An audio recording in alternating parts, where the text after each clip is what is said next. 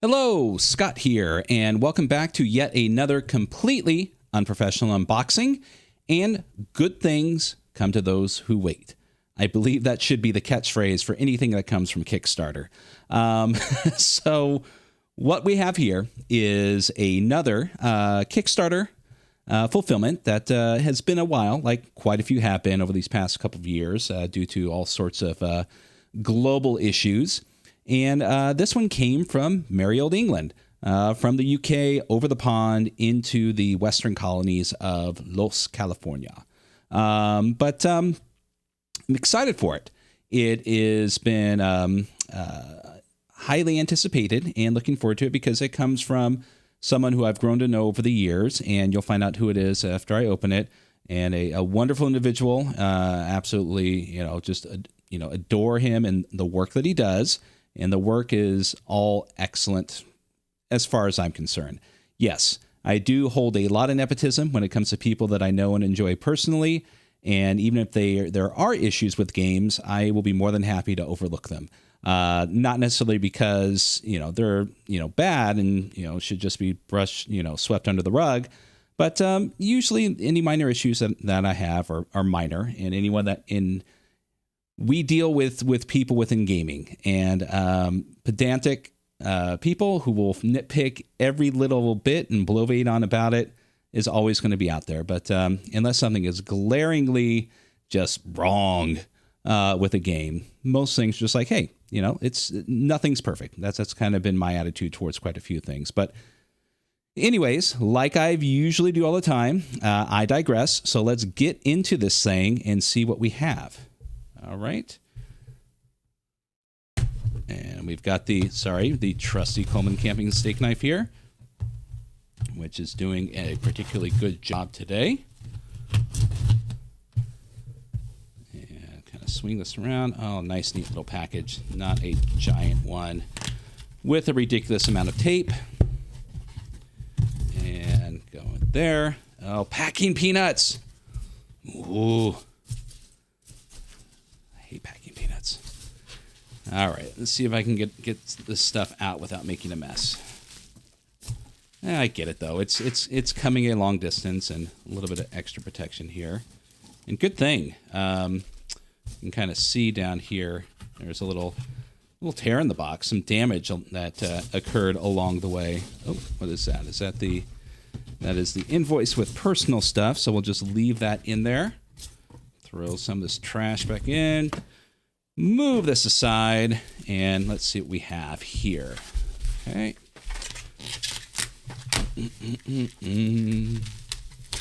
Opening another box. 10 years of musical theater. You just witnessed it. All right. Okay. We'll set that aside. And we'll move this out. Ooh, very chic. Shrink wrapped. How awesome. So what do we have? We have Out of the Ashes. Let's see, is that showing up? There's no glare on the shrink wrap. I'll take out the shrink wrap in just a minute. Out of the Ashes. Adventures in a Broken World by none other than Paul Mitchener. You may know him as the Tweedmeister on Twitter. He is also the author of the very well-received and very well-loved Liminal. He has had influences in many other games. He is the sole proprietor of the Mitchester Arms, the online pub that you can go to every Friday to converse with just about anyone in the gaming world and just kind of, take de-stress and just have a nice little chat at the end of the day on a Friday. And was the saving grace for many of us during a lockdown, and amongst other things. He is the GM for the current Warhammer campaign that I'm playing in, doing the Enemy Within campaign, having an absolute fantastic time with him. His wife joins with us in the campaign, amongst others. And what can be said? The man is it's the term raconteur. Jack of all trades. I hope I'm using that right. He's a mathematician. He wouldn't know these things anyways. But anyway, so this is his most, well, not most recent offering, but this is a recent offering that I backed on Kickstarter a while ago. It took a bit of time to get out there. They're from the original reception of the PDF. They went through several updates and whatnot, amongst other things, and but still was highly anticipated. The game itself. Let's take a look at the description and see what it is for those who are curious. All right, what is Out of the Ashes? Oof. All right, so I'm going to need to take off the shrink wrap because there's a glare on my end and I won't be able to read through it. So let's take this off. Very beautiful book, by the way. He's a doctor of mathematics. As far as doctor of mathematics. I don't know if there's a specific field to it, but Dr. Mitch, as most of us tend to call him, one of the highlights of all the games that he has some influence in, or he's the actual author, always has a great amount of art in there. He does hire fantastic artists to do his book, and as simple as this scene is, it does what all covers do. It invokes a certain of emotion, draws you into the world, and gives you at least a sampling of what it is this game is trying to provide to you. Excuse me. All right, so what is Out of the Ashes? Adventures in a Broken World. The war has been won, the nameless emperor defeated, his legions scattered or destroyed. But the cost was almost the ruin of the world. Play survivors seeking to protect and rebuild in this self-contained pen and paper fantasy role-playing game by the author of the acclaimed Liminal. Your characters are capable and heroic, but the dangers out there are great. The land is corrupt, and tainted monsters roam and seek prey. The surviving ministers of the nameless empire gather their forces once more, yet hope still remains. Can you keep your community safe, help it grow, and rebuild civilization? So that is Out of the Ashes in a nutshell. That is the elevator pitch. Now, the concept is nothing new. A post-apocalyptic world, this one being fantasy, which is another trope that, there's several out there that carry the torch for that. But, it's such a broad concept that it's the concept that isn't stereotypical, in my opinion. What you do with the concept within the pages of your game and your book can just change that in so many different directions. There's so many different ways you can go. And as far as, there's a lot of people may feel like post-apocalyptic games may have become quite a bit of a dime a dozen. But I feel that, they aren't.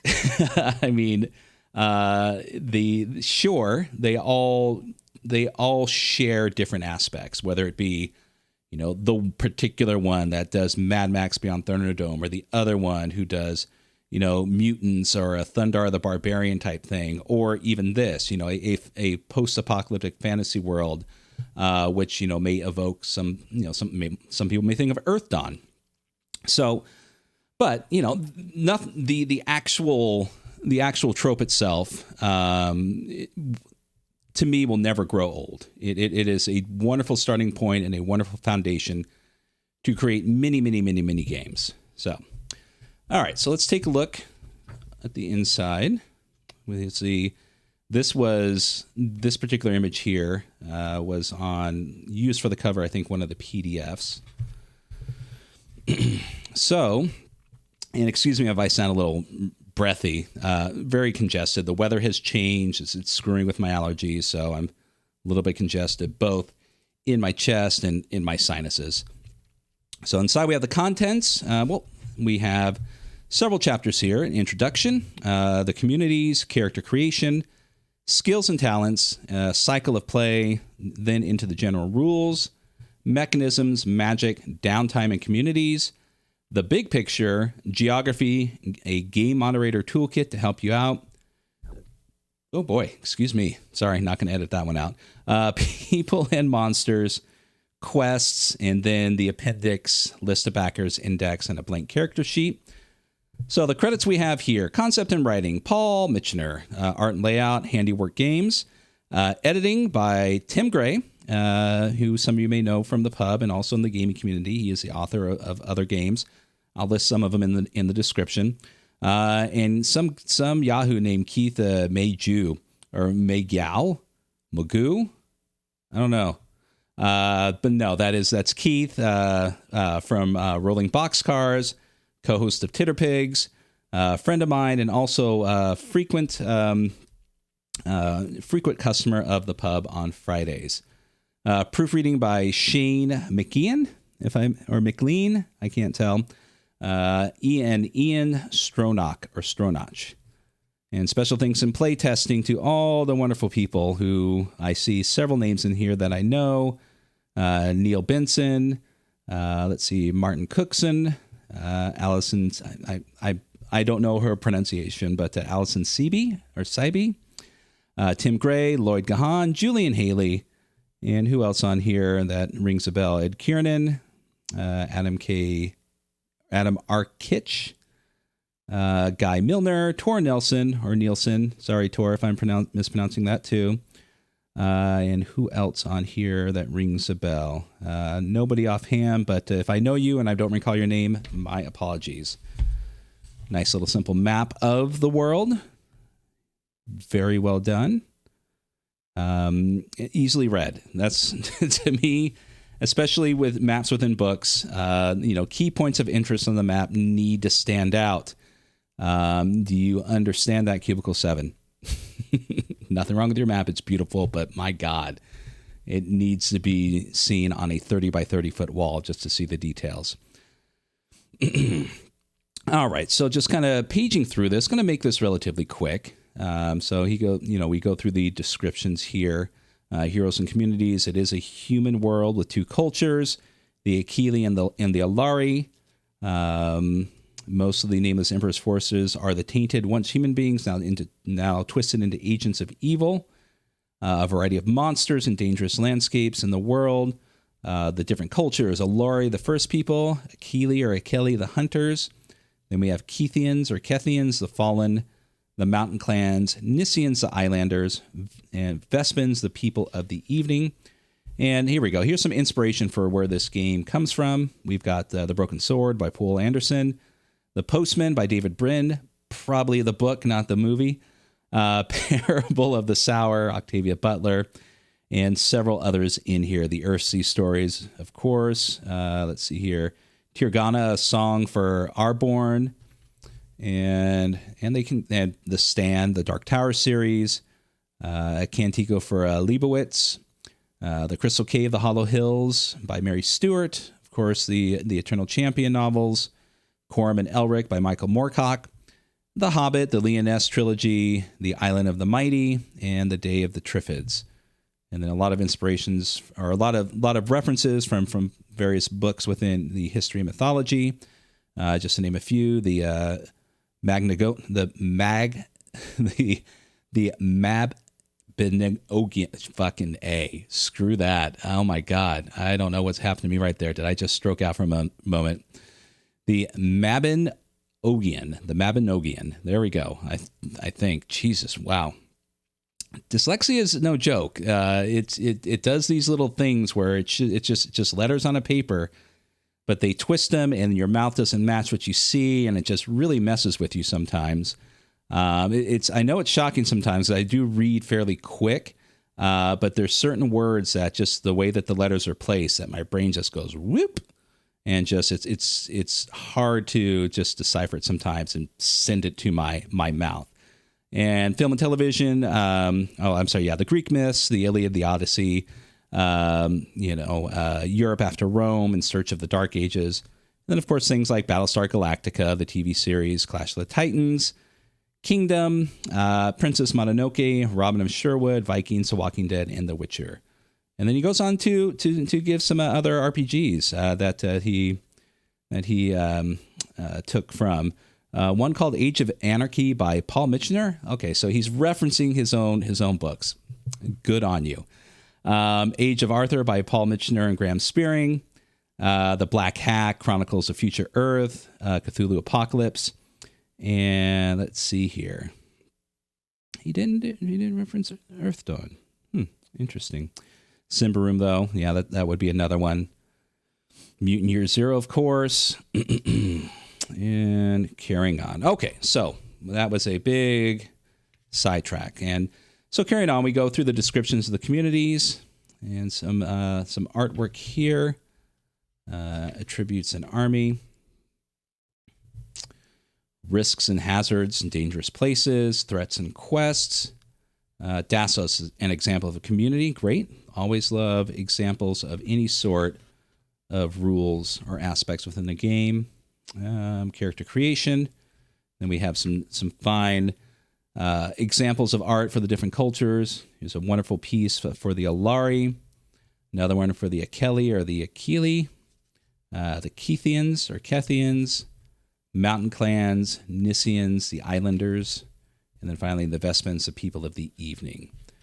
So various concepts. So what do we have here? I guess, concepts being the version I would imagine of some sort of classes or archetype within the book.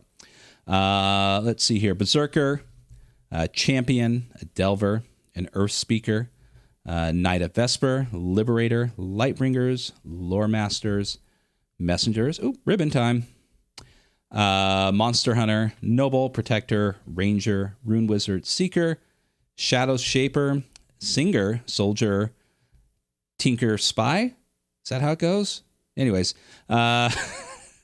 it's Singer, Soldier, Tinker, Spy. Yeah, okay, never mind.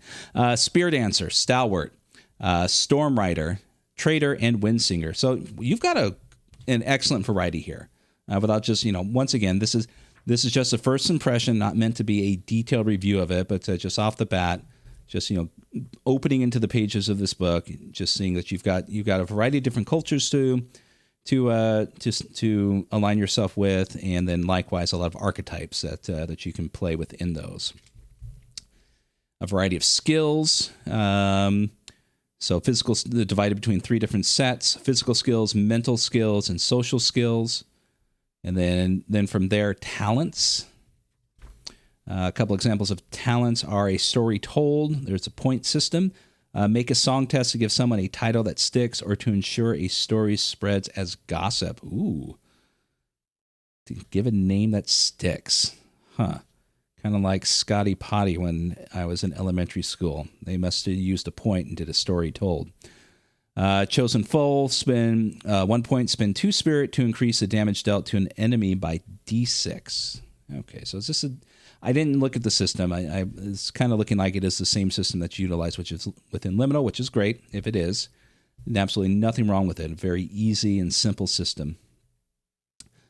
Different magical styles. We've got Earth Speech, Light Bringing, Rune Wizardry, Shadow Shaping, Wind Song, Words of Power. Then we have keys. Okay, so this is something different. Let's just take a look at it briefly. Keys. The world was built from song, and all characters can practice limited magic, even without magical talents or the magician focus. Magic manifests in the form of keys. It interacts with the music of creation. These keys are an intrinsic part of a character rather than something they learn. The keys are storm/calm, light/darkness, life/death, change/stability, community/wilderness. So opposing forces, yin and yang. Okay, then there's going to be drives, things that that your character can probably draw upon here. Characteristics, connections. This is a post-apocalyptic world, and most of these games tend to focus on aspects of community. So connections, knowing people. Despair would obviously be a key one. Endurance and spirit, and likewise wealth. And then possessions. Possessions would also be a particularly important thing in any post-apocalyptic game, whether it be fantasy or post-apocalyptic modern. And example characters, and we've got a few here, which is fine. It also follows the same thing that was within Liminal. Various skills and talents: fight, shoot, sneak, heal, investigate, social skills, deceive or persuade, and then a variety of talents. And then we go through the cycle of play, and then choosing and generating quests. Very nice. All right, so this is the aspects of the game. So yeah, like I said, I'm just going to kind of, don't want to spend a lot of time on this. These unboxing evaluations tend to run long, I've been told. And as much as I love to hear the sound of my own voice, most other people don't want to sit through an hour unboxing. But yeah, so you got a lot of different aspects of the game to draw upon. The different keys within the world of Magic, the different styles of Magic. So that's a wonderful piece. And it's in a ruin, looks like a healer or someone trying to heal someone, painting something on their face or their eyes. Or runes, there you go. Dealing with runes. Very cool.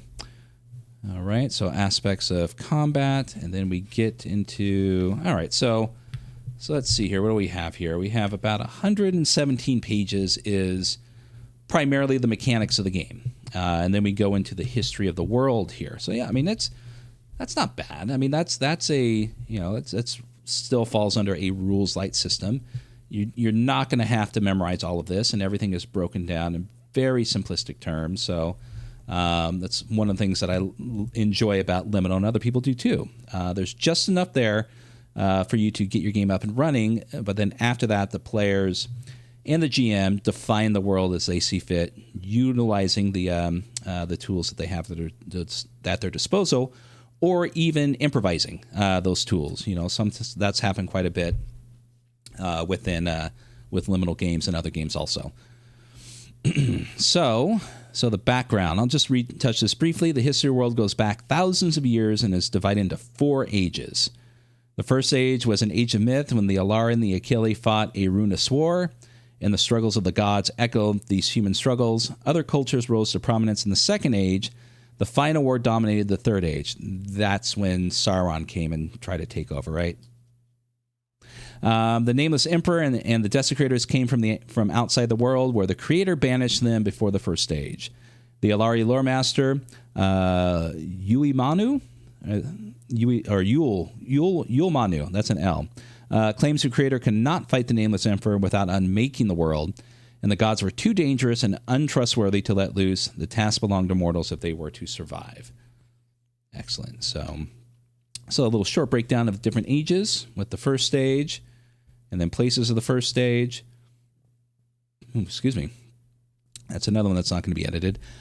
People of the first stage, and then second age with the same thing, places and people. Just little bullet points here of important areas and important figures. And then likewise into the third age, which I believe is where the game takes place. And then we go into more detail of the different cultures. They've got about 2 pages apiece, which I think is just enough to cover some of these things. And with some other fine profiles as far as the artwork is concerned.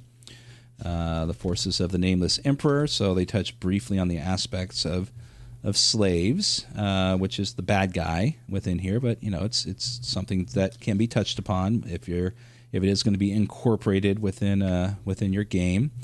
Then the various geography of the world. So carrying on, big old smoking crater there. It's another fine little piece. The artwork in here is nice. I like the color scheme. I like it seems to have there's a coherent aspect to it. I'm not saying it's simplistic. It's just not highly detailed, which is nice. It's a different approach from Liminal for sure. And not to say it's a bad thing. Liminal has a lot of glamour to it, a lot of stylized aspects to the game, and an entirely different take as this one kind of.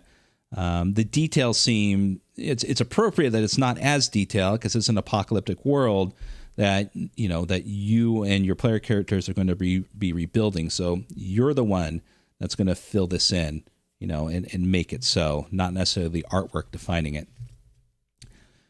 All right, so whoops, there we go, bend that back. Let's see here, carrying on through more locations. Yep. So, and then we go into the Game Master Toolkit. All right, so what do we have here? We've got another, just about 150 pages of just, world details, which again is a decent amount. I mean, as far as kind of what you need, you don't need an 800-page glossary of everything within the world. You've got just enough here of the cultures, various locations, for you to jump in and start making out of the ashes your own. And of course, a very helpful game moderator toolkit, which is something that I would recommend that you read if you do pick up this book. With Dr. Mitch's background and the people who are involved in this game, I would imagine that it's not just how to run this game. There's also going to be a lot of wonderful, helpful hints and tools that you can utilize in running any game. And building the game with the player characters, building quests. Okay.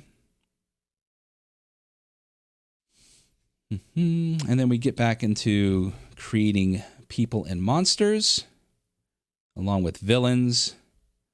And then we have what looks to be a bestiary, just general animals here, the different people,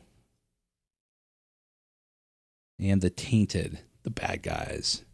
Ooh. Yeah, so my understanding is, just briefly, is the tainted are twisted forms of aspects of humanity that, that were turned into these various monsters. I could be wrong, but that's, some of it. Or they've come through somewhere else. Then we have the undead, aspects of the undead. And then desecrators, barghests, cyclops, plural cyclopses, morori, plural morori, okay. Knuckleavy, plural knuckleavy, not knuckleavies. Shugs and Ymirian. Very cool.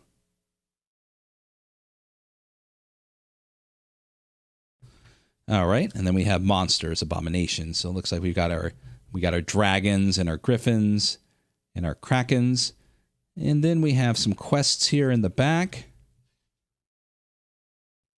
and meet the new bosses. So aspects here, and then rules and references. So a nice little rules and reference list in the back. And thanks to all our backers. Hey, I know these guys. Jules Haley, Julian, Pookie, and me. Monster Hunter class of the backer. And Bringers of Hope, Doc Cowie. I imagine that's a name that's at the top of a lot of these lists. But, going through here, we've got Ryan Rank. We got J-Wall on here. Any others? We got Paul and Phil Baldowski from All Rolled Up, which I'll take a look at this in just a moment. If you haven't seen these yet, Jason Benke, he's the artist for Liminal, and I'm not going to go through all of these. I see it's like the end of Romper Room. I'll hold up my glass and go, I see Newport, I see Dr. Moose, I see Crafty Matt Craft. Wow, quite a few people back this that I know. That's excellent. And hopefully theirs are arriving or have arrived already. All right. So, and an index in the back. How very unpalladium of you, but always a good thing. And then, of course, the character sheet. All right. So we'll set that aside and just take a look at this just real quick. So this is the quick start that came with it. So it's obviously going to have, a lot of, not a lot, but some repurposed stuff in here from the other game. There seems to be different artwork, though. Huh, interesting. I like that. Playing the game, notes on keys. Artwork's well done, too. Expeditions, and then the adventure in the back. Very cool.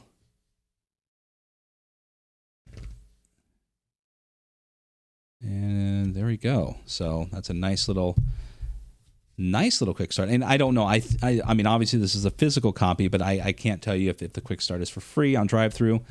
Again, I'll put a link in the description, and whether it's free or not, it's a nice way to see if Out of the Ashes is a game for you before you go out and buy the book. Although I recommend it. So now to the pièce de résistance. 5 years of French, right after 10 years of musical theater. So for certain levels of backers, you were able to get an all rolled up dice tray, snap together dice tray. So we'll just kind of put this up here. And for those who aren't aware, All Rolled Up is a company in the UK that makes these beautiful, beautiful dice trays, amongst other things. And then also the All Rolled Up, oh God, what's the term for it? It's essentially a gamer kit. I'm going to draw a blank on the name, but I'll show it to you in just a second. It's beautiful, and they do provide several different options if you go to their website and get it. They're in the UK, so if you do get it from there, it's going to be a little bit of a shipping cost involved to get it here, but it's well worth it. But there are some companies that have a lot of the generic ones available, like Noble Knight and some of the others. But if you're able to get it from them, because the variety of what you can get is fantastic. So there you go, a nice little beautiful snap together dice tray, and just comes apart, and you can just roll it up and take it wherever you go. And then this thing right here, and I have a couple of these. They are so wonderful. So this is a special edition one. Most of them are going to have not this snap together thing, but you still can tie them up. But what is inside these wonderful little things is a compact little way to travel with just the essentials that you need to go gaming. So inside of here, little Velcro pouch for your dice. And then in this little pouch here, you can usually put like a little notebook or some reference cards or something. Just a little something for you to write on. And these divided ones here, pens, wet dry markers, whatever thing that you may need, to pencils and whatnot, all rolled up. And then you can just kind of once everything's packed up, you just roll your dice tray inside, give it a few flips, and then just kind of roll it around, and you can adjust it, see if whoops, I'll put that up there. You can adjust it if you're, like one of those crazy people who need to bring 500 dice to an in-person session.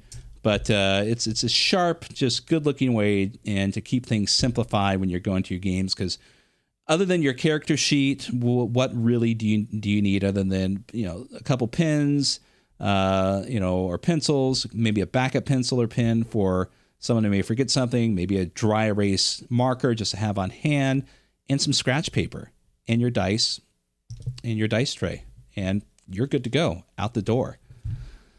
So, and that's all rolled up. All of the links, all of this will be in the description. So there you go. Wow, 33 minutes. It's still a bit long, but it's still under the wire for some of the other ones that I've done. That is Out of the Ashes by Paul Mitchener. Check it out. It's definitely something. I know people have been play testing it for some time. There's been a lot of good things said about it, and hopefully there'll be more good things about it when you and your players decide to pick this game up and give it a try. There you go. My name's Scott. This has been yet another completely unprofessional unboxing. And if you'd like, give a little subscribe. I appreciate it. Trying to do different things for the channel here coming up. Do have a couple more unboxings to get through, but we shall see where it goes. And also check out Titterpigs with my friend Keith from Rolling Boxcars.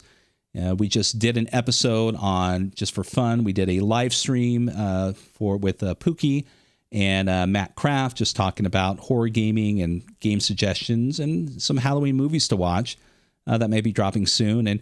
And hopefully soon we'll be getting Ken Hite back in for our reschedule after the whole hurricane on the East Coast caused that to need to be canceled and rescheduled for a different date. But yeah, link to that in the description also. Thank you all for watching. I appreciate it, and we will see you next time. Button, where's the button? There we go. Take care.